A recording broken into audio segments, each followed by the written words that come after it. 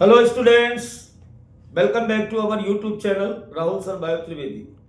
तो बच्चों, कल की क्लास में हम लोग पढ़ रहे थे।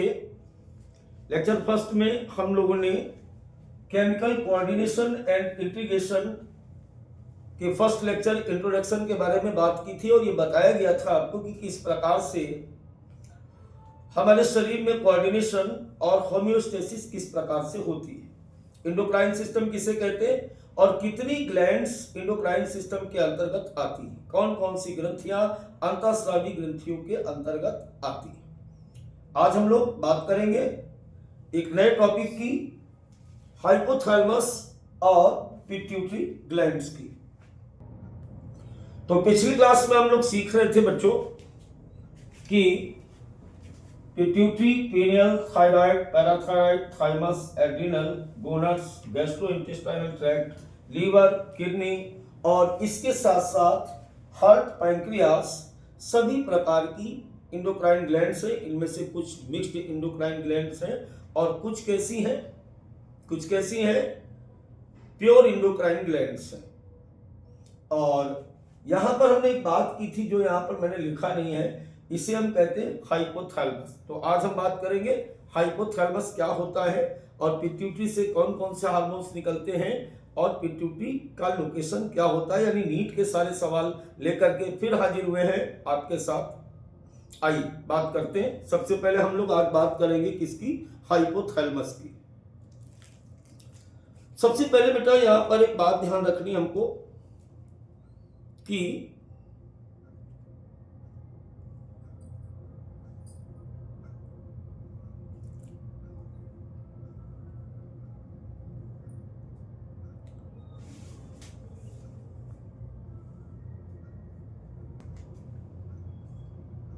अब हाइपोथैलेमस की बात करेंगे आज। पहले सबसे पहली बात, हाइपोथैलेमस है क्या। हमारा जो अग्र मस्तिष्क होता है, अग्र मस्तिष्क उसका एक पार्ट है, बेस ऑफ द डायनसेफलॉन। अगर इसको हम देखें, सपोज करो इसको हम इस तरीके से देखते हैं तो ये हाइपोथैलेमस मस्तिष्क में इस प्रकार से ऐसे हमें ऐसे इस तरीके से दिखाई देता है। कैसे दिख रहा है बेटा, यहां पर इस प्रकार से हमें ऐसे दिखाई देता है। इस हाइपोथैलेमस में बहुत सारी यहां पर बहुत सारी विशिष्ट प्रकार की कोशिकाएं पाई जाती हैं। ऐसे यहां पर बहुत सारी सेल्स पाई जाती हैं और पाई जाने वाली इन सेल्स को हम लोग न्यूरोसिक्रीटरी सेल्स कहते हैं। क्या कहते हैं बेटा इनको हम कहते हैं न्यूरोसिक्रीटरी सेल्स। इस तरीके से न्यूरोसिक्रीटरी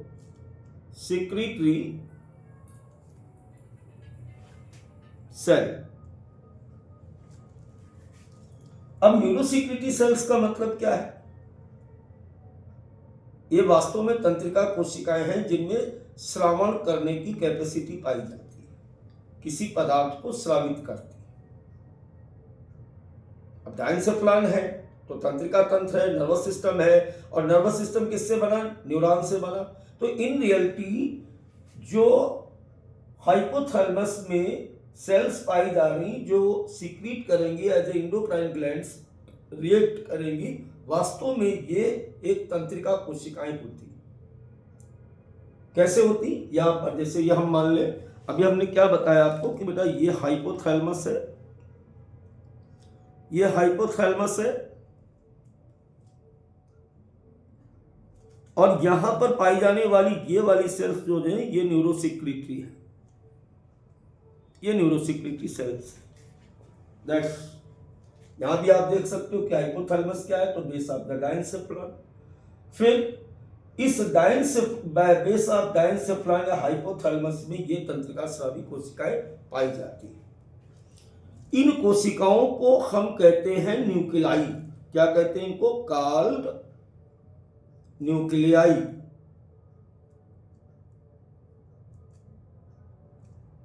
इस बात को हमें ध्यान रखना है।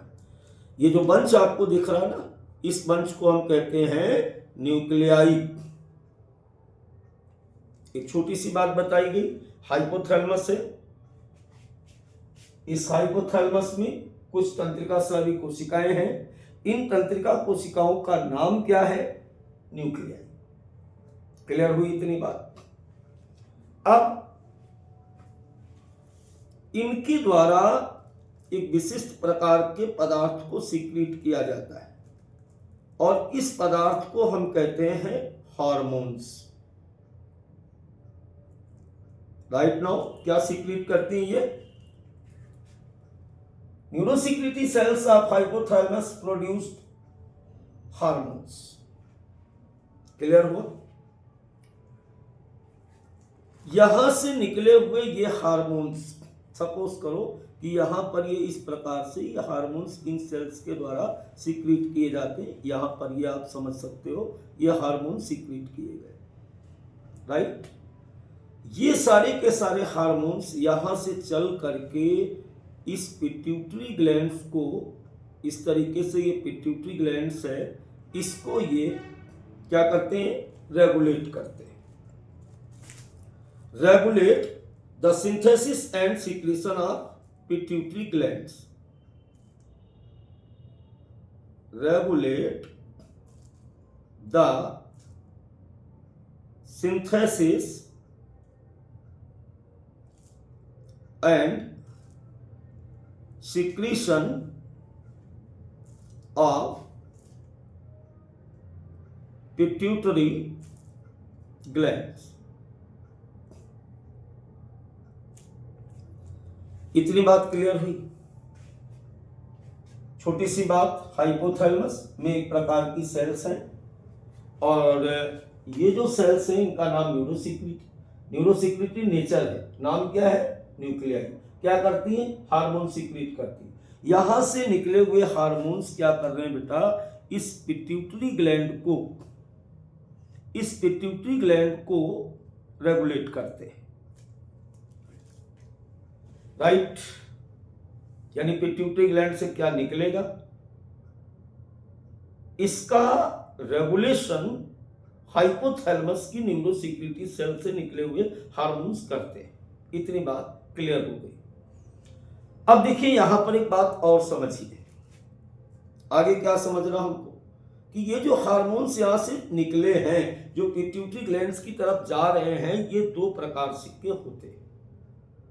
एक तो स्टिमुलेटर होते हैं यानी अभिक्रिया को बढ़ाने वाले होते हैं, और दूसरे ऐसे होते हैं जो किसी भी अभिक्रिया को घटाने वाले होते हैं।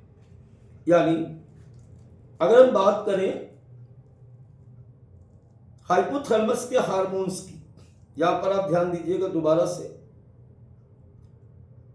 हाइपोथैलेमस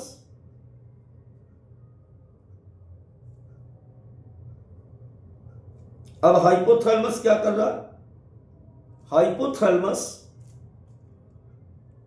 हार्मोन सीक्रेट कर रहा है और ये हार्मोन्स जो हो रहे हैं ये दो प्रकार के। यहां पे क्या निकला? हाइपोथैलेमस ने क्या निकाला? यहां से निकाला इसने हार्मोन। और ये हार्मोन्स जो निकल रहे हैं ये दो तरीके के हैं। एक तो रिलीजिंग हार्मोन्स, एक होते हैं रिलीजिंग हार्मोन्स, और दूसरे होते हैं इनहिबिटरी हार्मोन्स।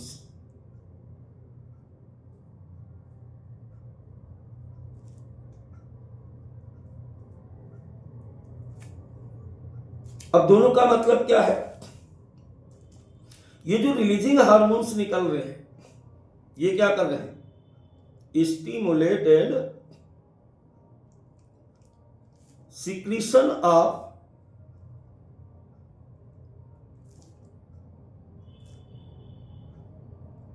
Pituitary gland. ये पिट्यूटरी ग्लैंड से हार्मोन्स को निकालने के लिए पिट्यूटरी ग्लैंड को उत्तेजित करेंगे। दूसरी तरफ ये वाले जो होते हैं, ये वाले क्या कर रहे हैं? इनहिबिट द सिक्रीशन ऑफ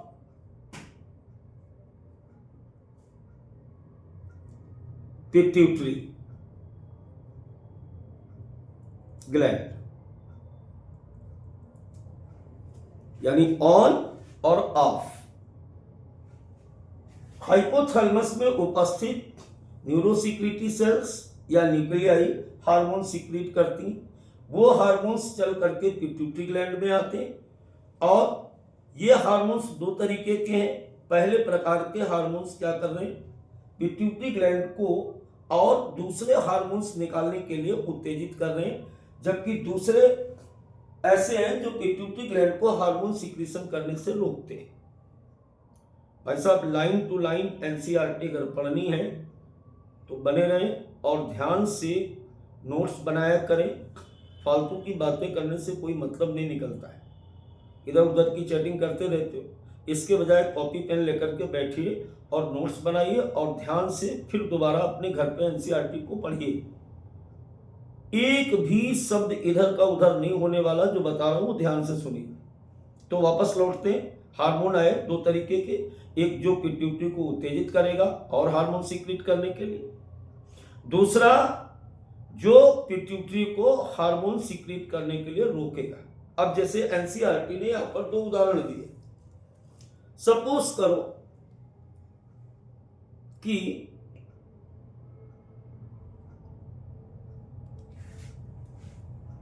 एक हार्मोन से जो हाइपोथैलेमस से आया और उसका नाम है जीएनआरएच। क्या नाम बताया मैंने, जीएनआरएच,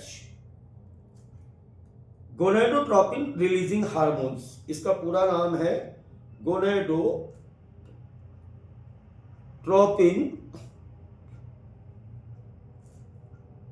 रिलीजिंग हार्मोन्स। ये कहां से आया है, ये हाइपोथैलेमस से आया है। कहां पे आया है, पिट्यूटरी में आया है। अब ये क्या कर रहा है, ये पिट्यूटरी को स्टिमुलेट करेगा। किसको स्टिमुलेट कर रहा है, पिट्यूटरी को। काहे के लिए स्टिमुलेट कर रहा है, गोनेडोट्रोपिन रिलीजिंग के लिए। इसके द्वारा क्या हुआ, गोनेडोट्रोपिन रिलीज होगा। मैंने क्या कहा था कि दो तरीके के हार्मोन्स निकल रहे, एक रिलीजिंग हार्मोन्स। अब हाइपोथैलेमस से कौन आया, जीएनआरएच आया। जीएनआरएच ने क्या किया, पिट्यूटरी को बोला, क्या बोला कि बेटा और हार्मोन्स निकालिए। तो पिट्यूटरी ने जीएनआरएच के आदेश को मान करके गोनेडोट्रोपिन को रिलीज किया। Very simple. ठीक इसी प्रकार अगर हम इनहिबिटरी हार्मोन्स की बात करें तो सोमेटोस्टैटिन यहां से आया। सोमेटोस्टैटिन, इसका नेचर क्या है, इनहिबिट करना। इनहिबिट का मतलब होता है किसी चीज को रोकना। अब ये जो सोमेटोस्टैटिन आया है बेटा, ये क्या करेगा, inhibit secretion of GH, growth hormones.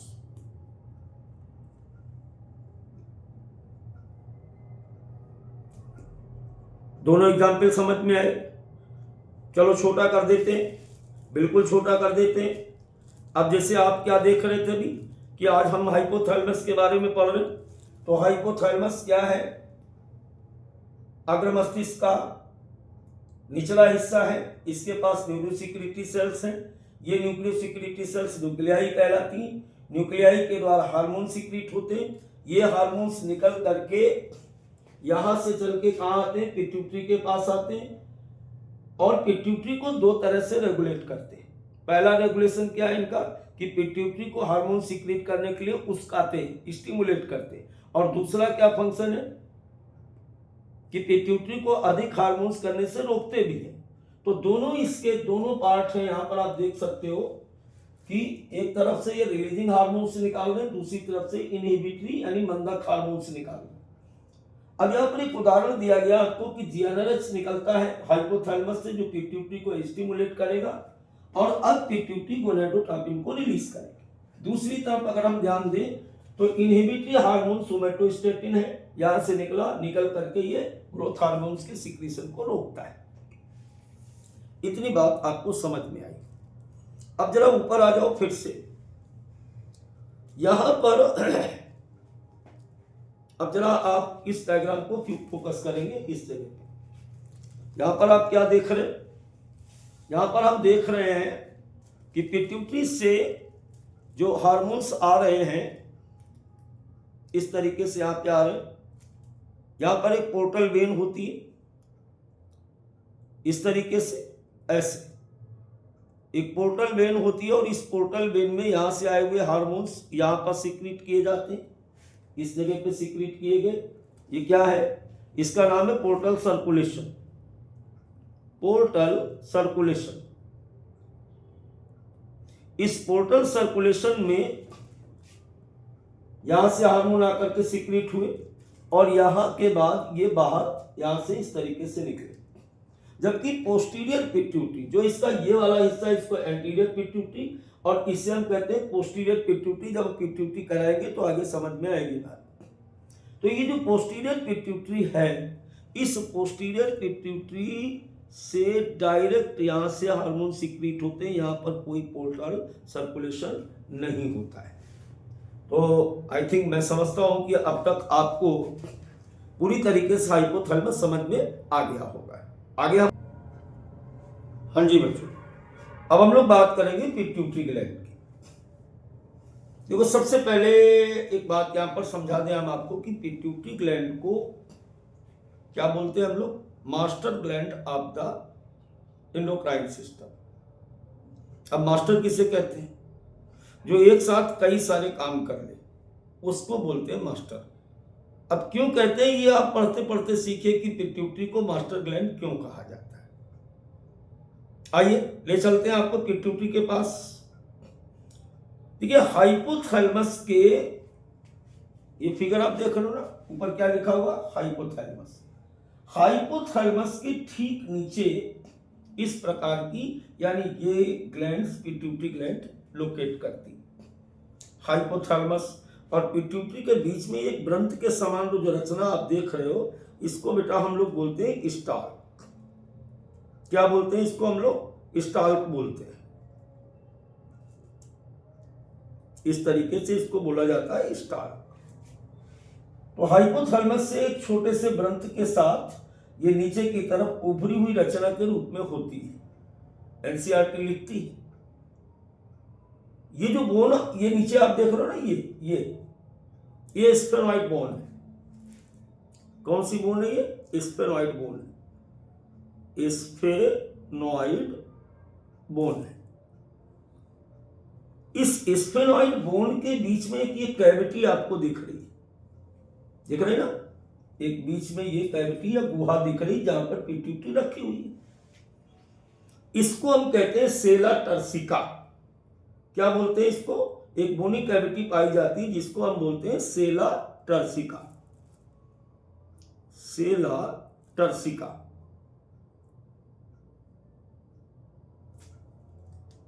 Pituitary की लोकेशन समझ में आई। ऊपर हाइपोथैलेमस, बीच में ये स्टाल्क और नीचे एक कैविटी है स्फेनॉइड बोन की जहां पर ये पिट्यूटरी रखी हुई है। इस कैविटी का नाम है सेला टर्सिका। ये सेला टर्सिका किसकी कैविटी? स्फेनॉइड बोन की, मस्तिष्क में पाई जाती है। अब पिट्यूटरी को 3 पार्ट में हमने बांट रखा है ऐसे। अगर इसको हम आंतरिक तौर पर इसका अध्ययन करें anatomically, pituitary divided in 2 part. एक पार्ट इसका कहलाता है एडिनोहाइपोफाइसिस और दूसरा पार्ट इसका कहलाता है न्यूरोहाइपोफाइसिस। जो एडिनोहाइपोफाइसिस है बेटा, इसी को हम कहते हैं, ये आगे चल करके एडिनोहाइपोफाइसिस 2 पार्ट में डिवाइड हो गया, पार्स डिस्टेलिस और पार्स इंटरमीडिया। कितने पार्ट में डिवाइड हुआ? पार्स डिस्टेलिस और पार्स इंटरमीडिया। को टेंशन लेके मत पढ़ो यार, नहीं आएगा दोबारा पढ़ाया जाएगा, क्यों परेशान? आराम से बिल्कुल। जो पार्स डिस्टेलिस है इसी को हम कहते हैं एंटीरियर पिट्यूटरी। क्या बोलते हैं बेटा इसको? Anterior pituitary.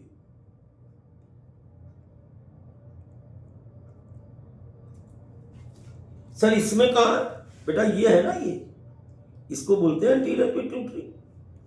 ये है एंटीरियर पिट्यूटरी।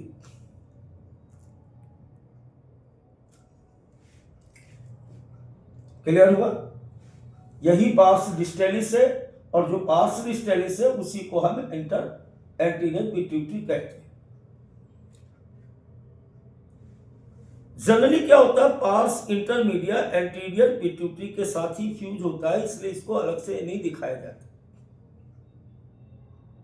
अब दूसरा पार्ट आप देख रहे हो, दूसरे पार्ट को यहां पर हम क्या बोल रहे हैं? न्यूरोहाइपोफाइसिस, या इसी को पार्स नार्वोसा कह रहे हैं, इसी को हम पोस्टीरियर पिट्यूटरी कह रहे हैं। यहां पर कहां पे है? यहां पे बेटा ये वाला जो हिस्सा आप देख रहे हो इसको हम कहते हैं पोस्टीरियर पिट्यूटरी। ये है posterior pituitary. I think my point is clear now. आपने पिट्यूटरी को देखा, हाइपोथैलेमस के नीचे स्टाल के साथ जुड़ी हुई एक ऐसे पिंड के समान संरचना जो सेला टर्सिका नामक गर्त के अंदर उपस्थित है, और सेला टर्सिका और पिट्यूटरी के बीच में जो के नीचे स्फेनॉइड बोन है जो ब्रेन में पाई जाती है।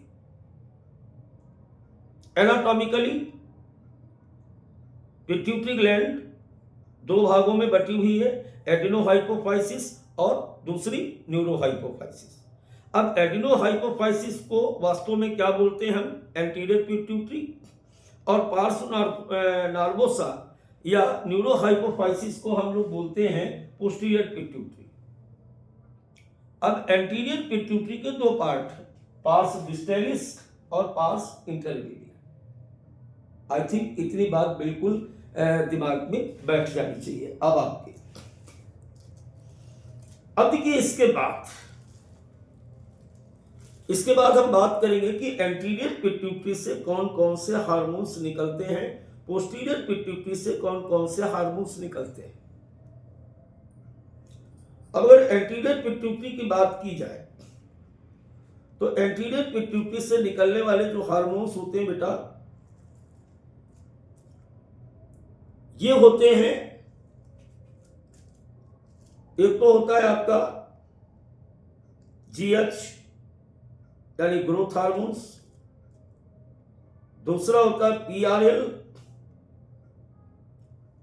या प्रोलैक्टिन, तीसरा होता है बेटा यहां पर TSH थायराइड स्टिमुलेटिंग हार्मोन्स, चौथा होता है यहां पर ACTH एडिनोकार्टिकोट्रोपिक हार्मोन्स। अगला बेटा यहां से निकलता है LH ल्यूटिनाइजिंग हार्मोन्स, इसके बाद निकलता है हमारा FSH फॉलिकुलर स्टिमुलेटिंग हार्मोन्स। चलिए एक बार दोबारा देखते हैं।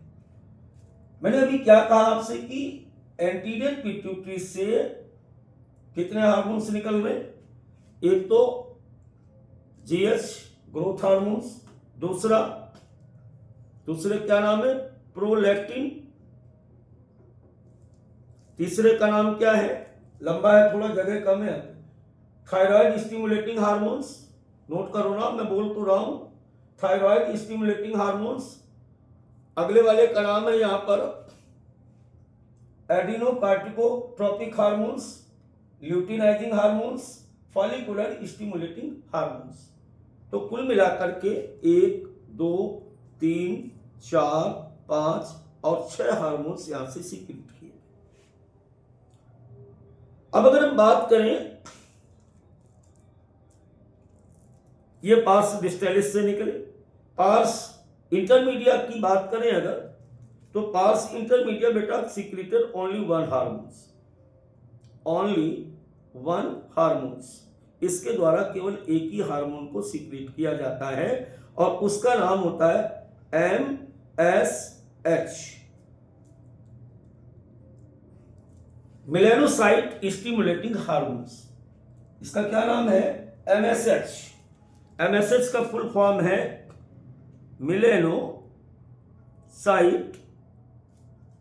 Stimulating hormones. क्लियर हुआ? अब बात की जाए, अगर यहां पर बात करें कि पोस्टीरियर पिट्यूटरी के द्वारा भी हार्मोन सीक्रेट होते हैं। यस, कितने? 2। कितने हार्मोन सीक्रेट होते हैं? 2। पार्स डिस्टैलिस से कितने निकले? 6। GH, PRL, TSH, ACTH, LH और FSH। पार्स इंटरमीडिएट से कितना निकला? 1। अरे यार, यही क्वेश्चन सारे नीट में आते हैं। वो कहां से आएगा? नया कहां से बना देगा भाई? नया नहीं बनाएगा। आप ध्यान से समझो, सुनो, याद करो। पार्स इंटरमीडिएट से केवल एक ही हार्मोन्स निकलता है और वो है MSH, मेलानोसाइट स्टिमुलेटिंग हार्मोन्स। अगर इसकी बात करें पोस्टीरियर पिट्यूटरी की, तो 2 हार्मोन्स यहां से निकलते हैं। पहला हार्मोन यहां से निकलता है ऑक्सीटोसिन, और दूसरा निकलता है, यहां से निकलने वाला हार्मोन होता है वाइसोप्रेसिन। यहां से कितने निकले? यहां से निकले 2। पहला कौन सा निकल रहा? पहला निकल रहा ऑक्सीटोसिन। दूसरा कौन सा निकल रहा? दूसरा यहां से निकलता है वैसोप्रेसिन। वैसोप्रेसिन, इस तरीके से। तो कुल मिलाकर के पिट्यूटरी ग्लैंड से 6, एक ये मिला दिया 7, और एक ये 8, एक और ये 9, कुल मिलाकर 9 हार्मोन्स निकले। और मैंने कहा था ना कि इसको मास्टर ग्लैंड क्यों कहते हैं, वो बात तो अभी बची। चलो वो बात अब हम आपको बताते हैं कि इसको मास्टर ग्लैंड क्यों कहते हैं। तो बच्चों, अब 2 बातें समझनी रह गई यहां पर। पहली बात तो कि पिट्यूटरी से निकलने वाले हार्मोन्स करते क्या हैं, और दूसरी बात यहां पर समझना रह गया कि पिट्यूटरी ग्लैंड को मास्टर ग्लैंड क्यों कहते हैं, है ना। तो चलिए सबसे पहले बात करते हैं। पहला हार्मोन्स निकला था GnRH। कहां से निकला? पिट्यूटरी से। पिट्यूटरी ने क्या किया? GH निकाला, ग्रोथ हार्मोन्स। अब ये जो ग्रोथ हार्मोन्स निकला है, इसका मेन फंक्शन क्या है? इसका मेन फंक्शन है शरीर की सोमैटिक ग्रोथ को पूरा करना। सोमैटिक ग्रोथ का मतलब क्या है? शरीर की वृद्धि को कराना। अब प्रॉपर वे में निकलेगा तब तो शरीर वृद्धि करेगा, लेकिन अगर ये ज्यादा निकल गया तो क्या हो जाएगा? भीम कायता, गिंगैटिज्म बोलते हैं। शरीर कुरूप हो जाएगा, खली बन जाएगा, है ना। खली क्या है? Abnormal person. गिंगैटिज्म है, ओवर सिक्रेशन ऑफ जीएच। अब अगर इससे कम निकले तो लो सिक्रेशन, स्टंट ग्रोथ। ये जो बौने होते हैं ना, सर्कस वाले बौने, वो पिट्यूटरी के द्वारा जीएच कम सीक्रेट होने के कारण होते हैं, और इन प्रकार के बौनों को हम कहते हैं पिट्यूटरी डॉर्फिस। क्या बोलते हैं बेटा इसको? पिट्यूटरी डॉर्फिस। अब देखो यहां पर एक बात और देखिए, अगर ये मिडिल एज में ज्यादा मात्रा में सीक्रेट होता है तो होने वाली बीमारी क्या है? एक्रोमेगेली। ये तीनों क्वेश्चन आपसे पूछे जाते हैं नीट में। Over secretion, gigantism; lower secretion, pituitary dwarfism; middle age में ओवर सीक्रेशन, एक्रोमेगेली, और इसमें क्या होता है? प्री मैच्योर डेथ हो जाती है। आइए अब हम लोग बात करते हैं अगले हार्मोन्स की, प्रोलैक्टिन, PRL। ये क्या करता है? ये स्तन ग्रंथियों की वृद्धि को बढ़ाता है। Growth of mammary glands and formation of milk, इसके 2 काम है। प्रेगनेंसी के टाइम पर, प्रेगनेंसी के लास्ट टाइम पर ये ममेरी ग्लैंड्स के साइज को इंक्रीज करेगा, डेवलपमेंट को बढ़ाएगा, और साथ ही साथ उसमें दूध को बनाना स्टार्ट करेगा। तीसरा TSH, thyroid stimulating hormones, thyroid gland को स्टिमुलेट करता है। इससे क्या निकलता? थायराइड हार्मोन्स निकलता। आगे वाली बात करें 4 नंबर की, तो ACTH, adrenocorticoid stimulating hormones, stimulates synthesis and secretion of steroid hormones glucocorticoids from adrenal glands, यानी पिट्यूटरी से निकल करके एसीटीएच जाएगा कहां, एड्रिनल कॉर्टेक्स के पास, और एड्रिनल कॉर्टेक्स अब निकालेगा ग्लूकोकॉर्टिकॉइड्स, राइट। अब अगर हम बात करें एफएसएच और एलएच की, देखो एफएसएच और एलएच दोनों हार्मोन्स जो होते हैं वो मेल और फीमेल दोनों में सीक्रेट होते हैं। पहले तो दिमाग में ये रख लो कि मेल और फीमेल दोनों में सीक्रेट होते हैं। अब मेल में इसके द्वारा क्या निकलता है, मेल में इसका टारगेट होता है टेस्टिस, ब्रसन, और ब्रसन के द्वारा एंड्रोजन निकलते हैं। Androgen FSH follicular stimulating hormones के साथ मिलकर के शुक्राणु जनन प्रक्रिया यानी स्पर्मेटोजेनेसिस को कंप्लीट करता है। अब इसके बाद आगे की बात करें, फीमेल में क्या करेगा, एलएच जो होता है इसका नाम क्या है, ल्यूटिनाइजिंग हार्मोन्स, ये क्या करेगा, ओव्यूलेशन, जो मादा अंडे देती है उस अंड जनन प्रक्रिया को अंड निक्षेपण कह सकते हैं, एवोल्यूशन कराने का काम एलएच का। और साथ ही साथ क्या लिखा हुआ है, कार्पस लुटियम को मेंटेन बनाए रखेगा, यानी जब तक एलएच सीक्रेट होगा तब तक कार्पस लुटियम बना रहेगा, और जब तक कार्पस लुटियम बना रहेगा तब तक प्रोजेस्टेरॉन निकलेगा। जब प्रोजेस्टेरॉन निकलेगा तो यूटेराइन कंडीशन प्रेगनेंसी के लिए मेंटेन बनी रहती है। क्लियर। चलिए आगे बात करें हम अगर, तो एमएसएच मेलानोसाइट सेल्स हैं, ये शरीर में त्वचा के रंग को निर्धारित करती हैं। इसके बाद अगर हम बात करें ऑक्सीटोसिन की, तो ऑक्सीटोसिन एक ऐसा हार्मोन है, ये वाइसोकंस्ट्रिक्टर होता है, ये शरीर में पाई जाने वाली स्मूथ मसल्स अनैच्छिक पेशियों को संकुचित कराता है। जब बच्चा बाहर आता है गर्भाशय से, फोएटल इजेक्शन रिफ्लेक्स के लिए जिम्मेदार है, गर्भाशयी पेशियों को दबाता है। बच्चा जब दूध पीता है तो भी ऑक्सीटोसिन सीक्रेट होता है, इसीलिए गाय से दूध निकालने से पहले हम बछड़े को छोड़ते हैं। जब निपिल को दबाता है वो उसमें घर्षण पैदा करता है तो ऑक्सीटोसिन सीक्रेट होता है, और मां से की मिल्क ग्लैंड से दूध निकलना प्रारंभ हो जाता है। ये काम किसका है, ये काम है ऑक्सीटोसिन का। अब बेटा लास्ट बात करें अगर वाइसोप्रेसिन की, देखो यहाँ पर 2 क्वेश्चन है, बहुत ध्यान रखें। वाइसोप्रेसिन का टारगेट क्या है, किडनी, निकलता कहां से, ये कहां से निकलता है, पिट्यूटरी से। टारगेट ऑर्गन्स क्या है, किडनी।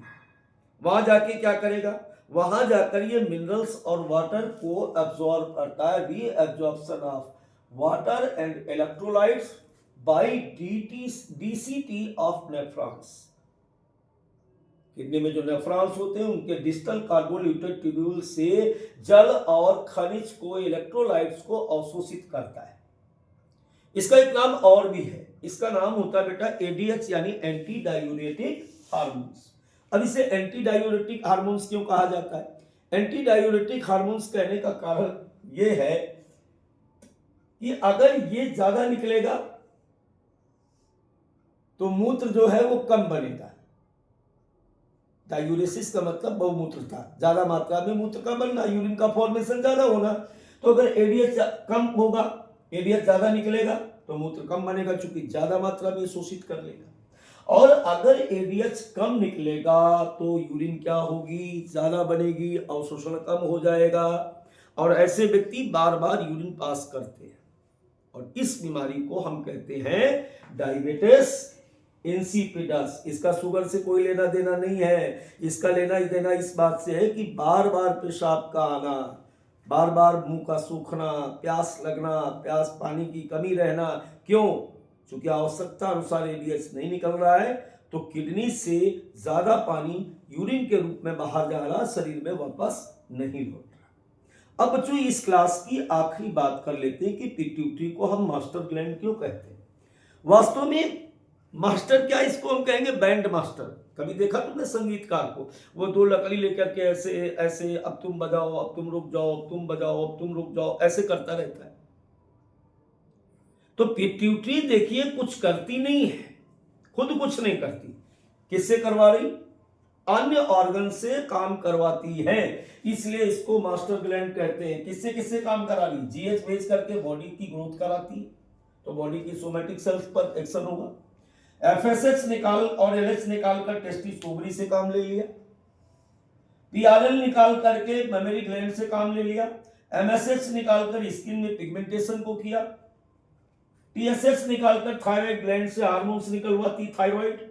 एसीटीएच से एड्रिनल ग्लैंड्स को रेगुलेट करती।